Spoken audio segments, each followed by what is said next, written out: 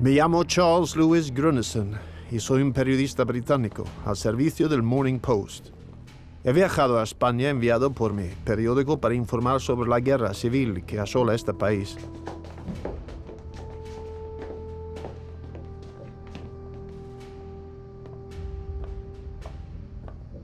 Pero si mi nombre aparece en este macabro sorteo, hoy seré fusilado.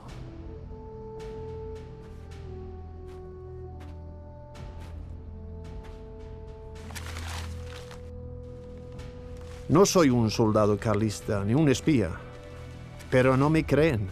Solo soy un periodista comprometido con su trabajo. ¿Cómo he llegado a ser prisionero del bando liberal? Esta es mi historia.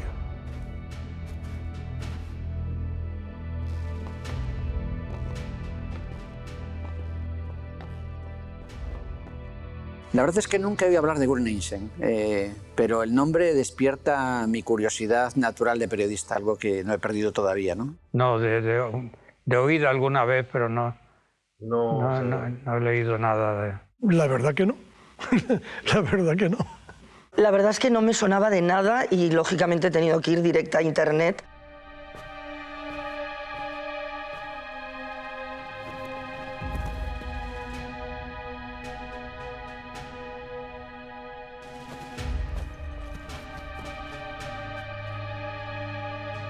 Este personaje es muy interesante porque en el fondo puede considerarse quizás el primer corresponsal de guerra que estuvo embedded o encrustado en un ejército como era el ejército carlista. Es decir, hoy en día ya estamos muy acostumbrados a la idea de que los corresponsales de guerra acompañan a las fuerzas militares, pero en esa época esto era absolutamente inusual.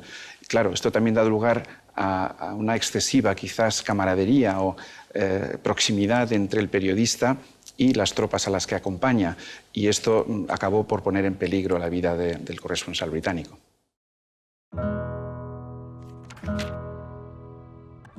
El director de Morning Post, Charles Island de Michel, me llamó un día a su despacho. Me dijo que tenía una idea para cambiar el periodismo de guerra. Su intención era mandarme a España para informar sobre la guerra civil, conocido ya como guerra carlista, para acompañar a la expedición real que el pretendiente Don Carlos se proponía dirigir personalmente hasta Madrid. Decía que estaba harto de los periodistas que escribían a centenares de kilómetros del frente. Quería que nuestros lectores sintiesen la guerra como si estuvieran en el campo de batalla.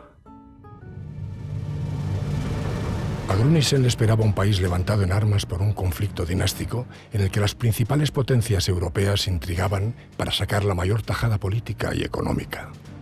Aunque la Primera Guerra Carlista comienza por razones dinásticas, detrás de este conflicto dinástico encontramos también razones políticas. A favor de Don Carlos van a luchar los defensores del antiguo régimen y a favor de María Cristina se van a alinear los liberales, que habían sido expulsados de España durante el reinado de Fernando VII.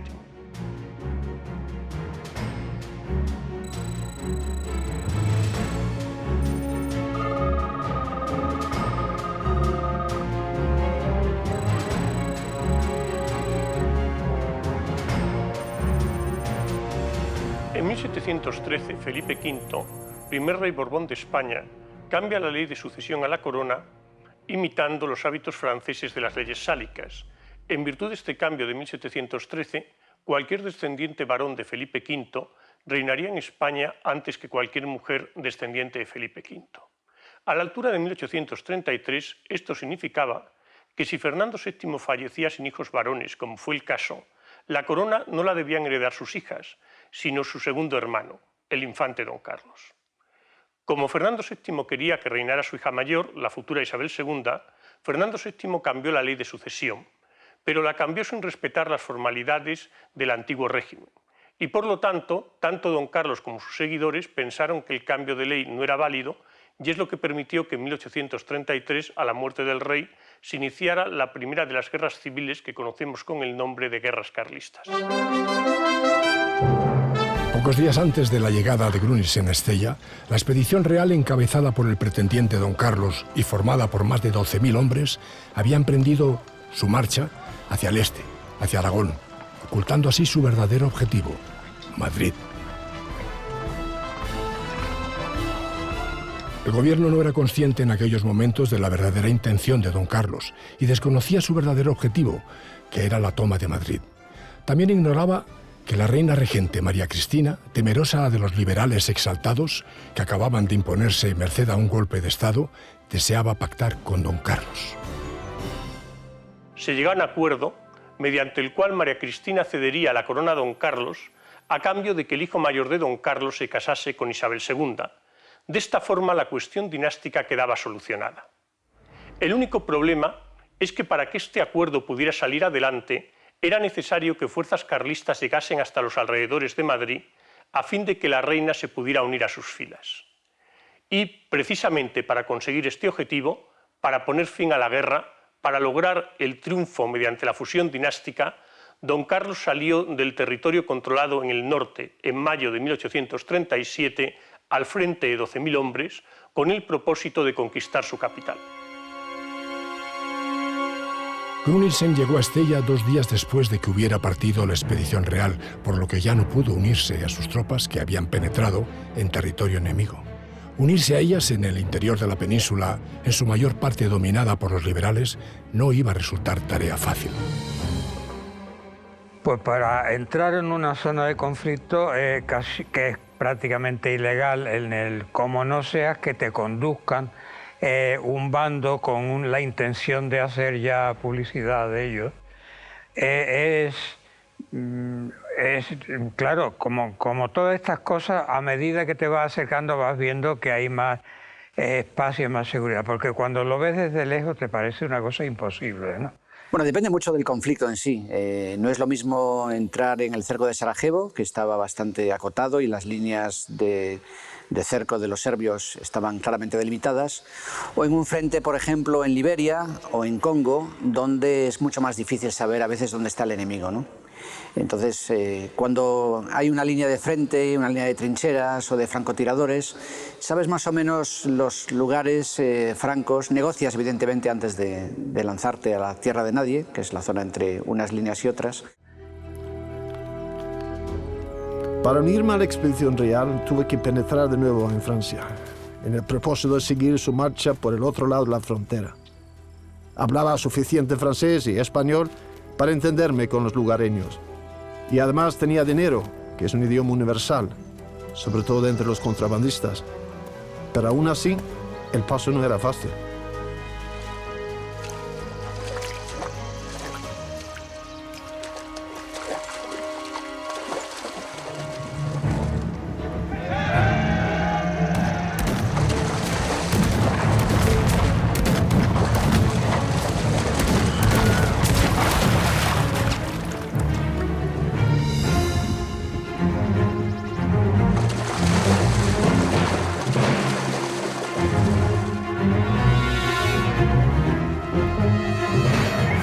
Brunilsen no tiene ningún problema para entrar en la España liberal, en la España cristina, en la España isabelina, en cuanto eran países amigos, Inglaterra y la España liberal. El problema lo tiene para conseguir entrar en la zona controlada por los carlistas. Él estaba en Francia y consigue con retraso la autorización de don Carlos para entrar en la zona controlada por los carlistas. Lo hace a través de Irún, pero cuando consigue entrar la expedición real ya ha partido, ya ha marchado, por lo cual tiene que volver a entrar en Francia y desde Francia seguir a través de la frontera francesa hasta que consigue ya entrar por la zona catalana, y ahí se incorporará ya la expedición real a la que acompañará durante un tiempo largo. Al salir del pueblo de Er, comenzaba la ascensión. El sendero es el peor que he atravesado nunca. Tuvimos que coger un camino tortuoso en el que apenas estaba marcado la huella humana. Nuestro líder y guía en esta ocasión es un personaje muy celebrado en esta guerra, Josephine Duc, de Aguada, en Cataluña, quien ha prestado tales servicios a don Carlos que tiene una pensión de 2 pesetas diarias. Aquella mujer me guió gracias a su conocimiento del terreno, eludiendo las patrullas liberales que rondaban los caminos. El peligro de ser detenido durante la travesía era constante. Una prueba de la barbaridad de esta guerra me fue otorgada al entrar en Corberá, Un nuevo poste erigido captó mi atención. En él había clavado una mano humana, ennegrecida por los rayos de sol y todavía manchada con la sangre de la víctima.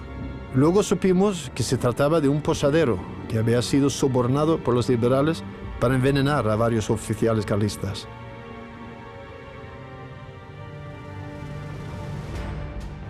La expedición real consiguió importantes victorias en Huesca y Barbastro, pero también sufrió dolorosas derrotas en Guisona y Chiva.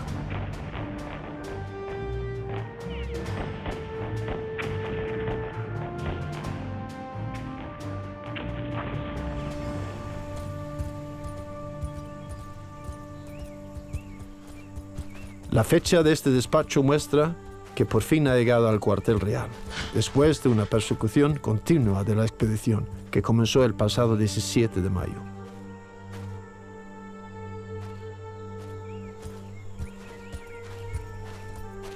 Don Carlos me concedió audiencia y pude conocer de cerca al hombre que se encuentra detrás del rey, una persona piadosa, profundamente creyente, que busca lo mejor para su pueblo y para España.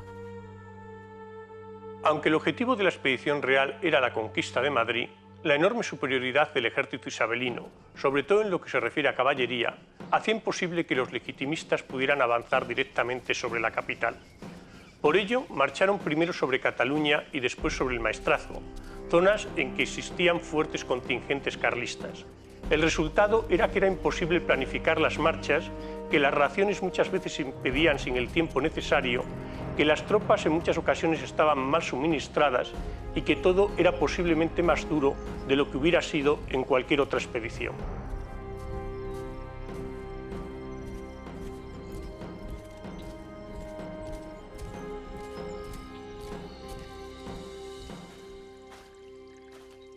Si había una compañera de viaje constante tanto en la victoria como en la derrota, esta era el hambre. El ritmo agotador que suponían las marchas diarias y la escasez de alimentos mantenían a los soldados y al propio don Carlos con la necesidad constante de llevarse algo a la boca.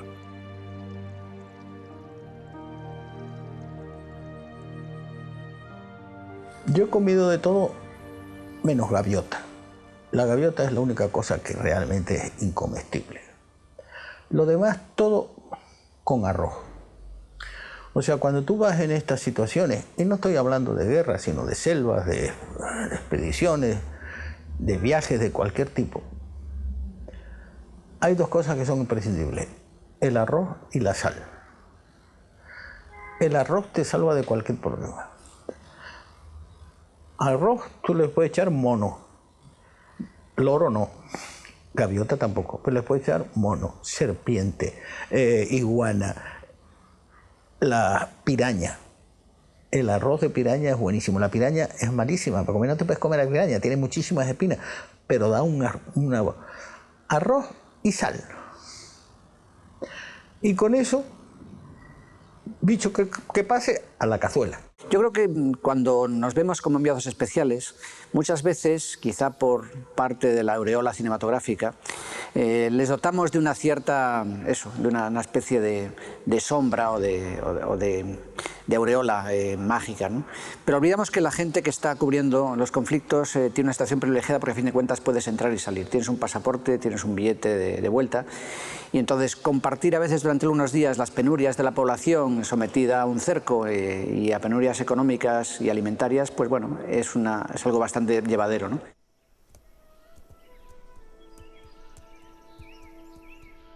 Por lo general, la expedición trataba de establecerse en poblaciones en las que pudiera alojar a la mayor parte de sus soldados, pero no faltaron ocasiones en las que fue necesario acampar, pues sus movimientos fueron muchas veces decididos en el último momento para evitar la persecución de las columnas liberales.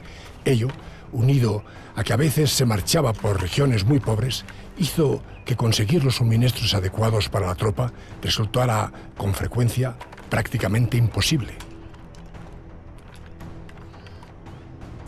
El hecho de que don Carlos, el pretendiente al trono de España, dirigiera en persona la expedición era realmente extraordinario y el riesgo de que cayera prisionero en manos enemigas muy grande.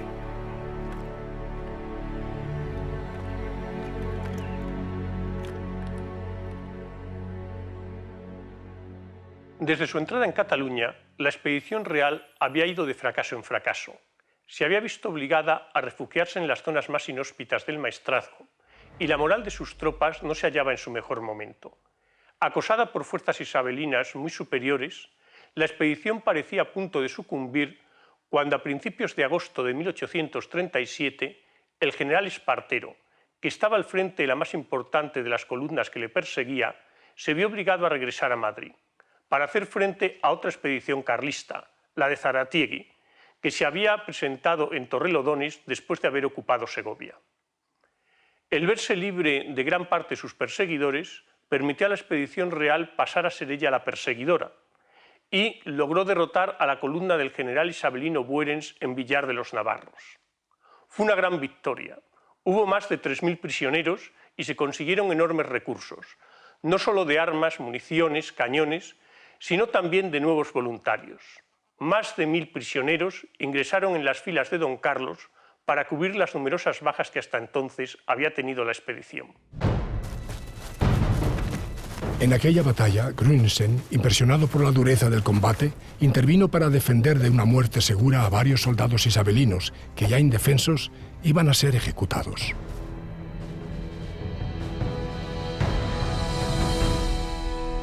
Para solemnizar aquella victoria de Villar de los Navarros, quiso don Carlos reconocer los méritos de quienes se destacaron en aquella batalla. En un emotivo acto distinguió a los oficiales más valorosos y también reservó una condecoración para mí. Me dijo: usted merece la cruz por su humanidad, tanto como mis soldados por su bravura. Como testigo ocular de esta espléndida contienda, me permitió narrar desapasionadamente los hechos. Aunque mis sentimientos están a favor de la causa de don Carlos, escribiré haciendo justicia a todas las partes implicadas en esta contienda.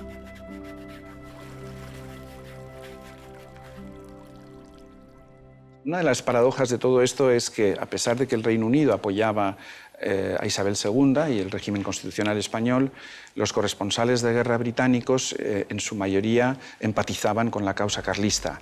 En algunos casos esto era porque eran ideológicamente Tories, eran conservadores, pero probablemente hay un cierto elemento también de romanticismo, de empatía por la causa carlista en el sentido de que era la encarnación de ciertas tradiciones antiguas, también por la cuestión de la religión, ¿no? La preeminencia de la religión en la causa carlista. Es decir, ellos veían en el carlismo las esencias de ese espíritu español que estaban buscando en sus viajes por la península.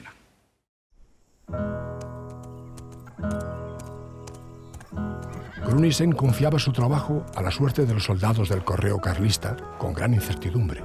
Sus crónicas tardaban alrededor de un mes en llegar a Londres y publicarse en el Morning Post.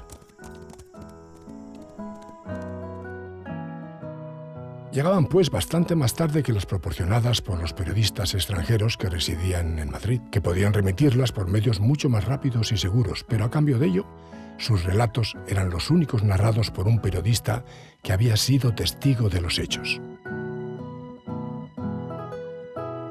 A las 8 de la mañana de ayer, jueves 24 de agosto, la columna liberal al mando de general Buerens, formado por 8 batallones de infantería, 6 escuadrones de caballería y 4 piezas de artillería, con un batallón de la Guardia Real, haciendo un total de 6.000 infantes y 500 caballeros, avanzó hacia las colinas situadas a la izquierda de Villar de los Navarros. El saber si tu crónica ha llegado durante muchísimos años, hasta hace nada, es decir, cuando se ha empezado a enviar por internet, era permanente. O sea, tú rodabas, trabajabas horas y horas y horas, montabas tu crónica, tenías que ir a un lugar para enviarla, eso ya cuando teníamos vídeo y satélite, ¿no? Pero sin embargo nunca sabías si realmente iba a llegar, porque a veces fallaba el satélite, muy frecuentemente, a veces pues la calidad era mala.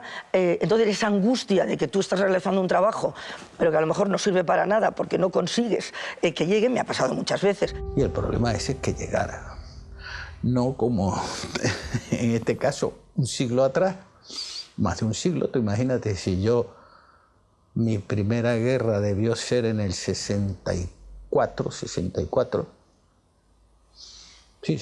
65, pues 130 años antes. pobrecito cómo las pasaría, ¿no? Pero sí las pasábamos muy mal. Otras veces, pues cuando trabajamos para Televisión Española, trabajábamos con negativo. Y el negativo se podía velar en cualquier sitio. Llegaba a una aduana y te decían, vamos a abrirlo. Oiga, que eso es... No, que esto puede... Y el trabajo de 6 meses se fundía en un segundo por un aduanero que sospechaba a lo mejor que ahí iba a ir, yo qué sé, una bomba o algo. Luego, como sistema era el Telex, pero claro, el Telex estaba controlado por el gobierno y los periodistas, y además en zona de conflictos, son personas poco gratas. Entonces te censuraban, te podían tirar abajo la crónica, lo que fuera. Y el sistema era muy arriesgado, que era hablar con alguien que volvía a Europa. Un misionero, en un caso concreto, un comerciante, en otro caso, turistas no habían por estos sitios, claro, y aparte que el turismo en aquella época prácticamente no existía. Entonces tenías que confiar y decirle, mire, soy periodista, en este sobre hay unas crónicas mías, hay unos rollos, tal, usted va a llegar a Roma, este es el teléfono del corresponsal de mi periódico en Roma, haga el favor de llamarle y irán a recogerlo. Aprovechaba cualquier oportunidad para entrevistar a los militares isabelinos que habían caído prisioneros para conocer su punto de vista sobre la contienda, aunque no todos se mostraban dispuestos a colaborar.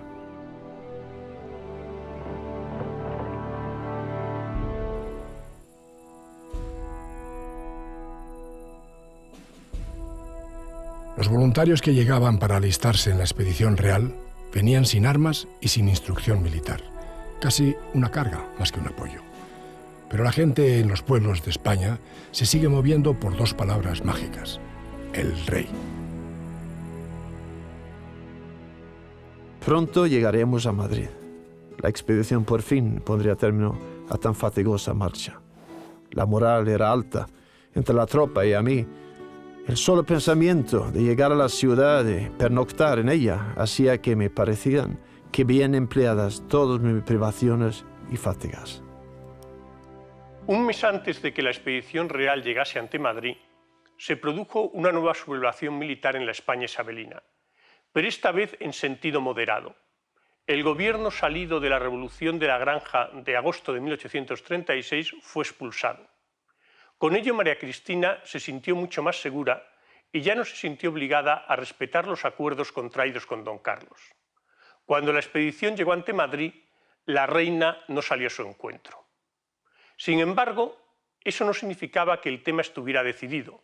En el momento en que los carlistas llegan ante la capital, en Madrid prácticamente no hay guarnición.